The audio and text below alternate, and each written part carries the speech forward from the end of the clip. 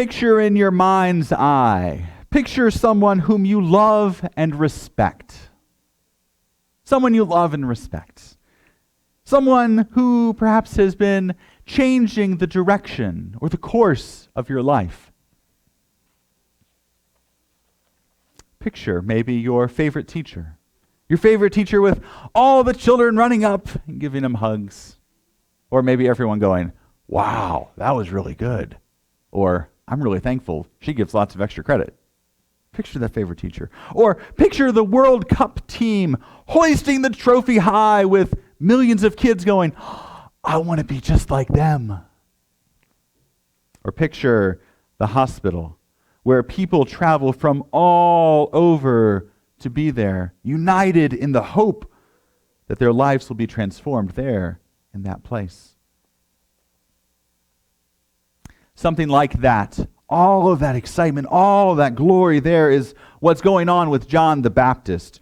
He's down at the River Jordan. This is a picture of the River Jordan in Israel. And John is there at the River Jordan in the wilderness and baptizing people here in the river. And he's dressed up. He's dressed up like one of those Hall of Fame prophets from back in the day, like Isaiah or Micah. He's wearing their same kind of clothes. And the people see that and they get excited. They are expectant. This guy is dressed like one of the prophets. He's coming proclaiming the kingdom of heaven. Man, we got to go. They expect him to be powerful, like one of those old day prophets. So people from towns and neighborhoods and farms, they stop what they do and go to see John. This is a drop everything command performance. Kind of like the children's pageant, the Christmas pageant that's coming up at 10 a.m. right after this service. But John, he does not disappoint. John and his message, they are powerful. So much so that in Luke's gospel, we hear that even the tax collectors and soldiers who have gone to hear him may have ceased taking advantage of their power and authority over others, as had been their custom. This was Life Transformation Exhibit A. Now, John and his message, they were transforming the direction of so many lives. Think about your own life. Who has been there in your life to transform the direction of your life, to change it, to redirect it? Who has been your John the Baptist? In my life, God was working through someone named Pastor Amy Carol Fig Lay. Now, one of the points that I point to was in confirmation class. How many of you been to confirmation class before? Yes, a couple of you. Wonderful. Have any of your confirmation classes ever been a little rowdy? A little, yeah? There's a commandment that says, thou shalt not bear false witness. How many of your groups were rowdy? Yes, there we go. Thank you. Our group was rowdy too. Of course, it was not me. Of course, it probably was. We wound up in the sanctuary. Somehow. We were there at the sanctuary at St. John's Lutheran Church in Knoxville, Tennessee. And if you've been there, you know the stained glass windows on the side and this high pulpit up in the front. Pastor Amy, she had the nerve to put me up in that pulpit. Can you imagine her nerve? Can you imagine that? She put me up there and said, Stephen, you look really good up there. I thought she was wrong because, well, I did like mission work, and I did like worship, and I did like Bible study. I did not like speaking in front of people. No way. But she was right. And gently, God worked through her to cultivate gifts in me that I did not know were there. She changed the direction of my life. She has been my John the Baptist. One of our teenagers, I asked them this week about someone they respect, someone who has changed the course of life, and I heard about Mark Ongaro, a member of our congregation, who is great at working with cars and seems to be honest to a fault. That's a good thing. Guy who works on cars who's honest? Yes, this is good. And from what I hear, his John the Baptist was his dad, Michael Ongaro, who got him into cars in the first place, and that changed his life. Or I heard from someone else about a fabulous, fabulous teacher, Dr. Astorian at Wheeler High School. I've heard that this teacher is an awesome psychology and world history teacher, so I think, take her class. It's good stuff.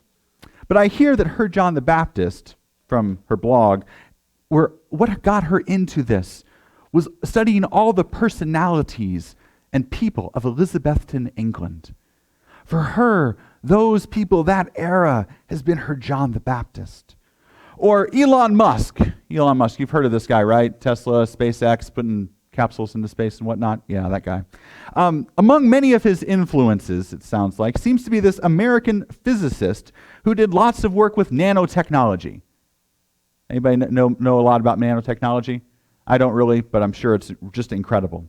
But apparently his John the Baptist was an American physicist named Richard Feynman. Richard Feynman, who was a John the Baptist for him and changed his life. Or Louise Maud Montgomery and Omar Khayyam. Both of them are authors, and they wrote some of the books that filled the home of author Madeleine L'Engle. And their stories, they inspired her to write. They were her John the Baptist. Or Glenys Garlick. Glenys was a former teacher of the prestigious Eastman School of Music and was one of the ones who taught our very own Helen Phelps piano and organ. Glenys was the one who encouraged Helen to become a church musician. So y'all, thank God for her. Thank God for her. I would say that Glenys was your John the Baptist, perhaps one of them. Gather together in your mind's eye all of those different John the Baptists. Gather together all the power of them, along with your own John the Baptist.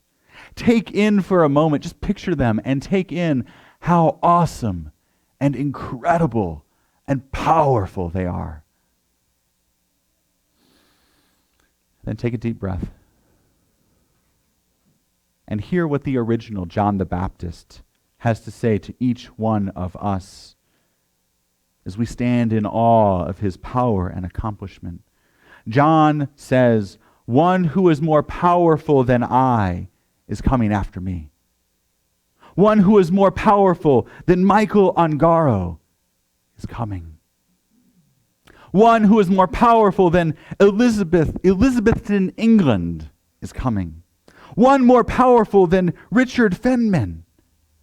One who is more powerful than Louise Maud Montgomery or Omar Khayyam.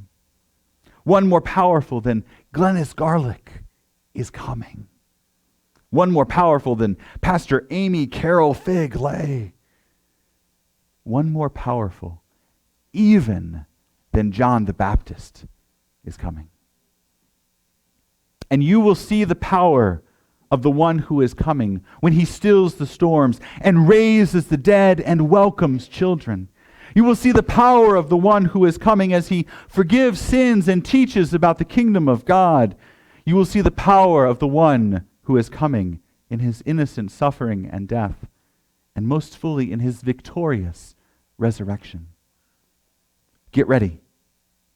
Get ready. Because one who is more powerful than John is coming. And don't let the bands of cloth, don't let the manger, don't let any of it fool you. Amen.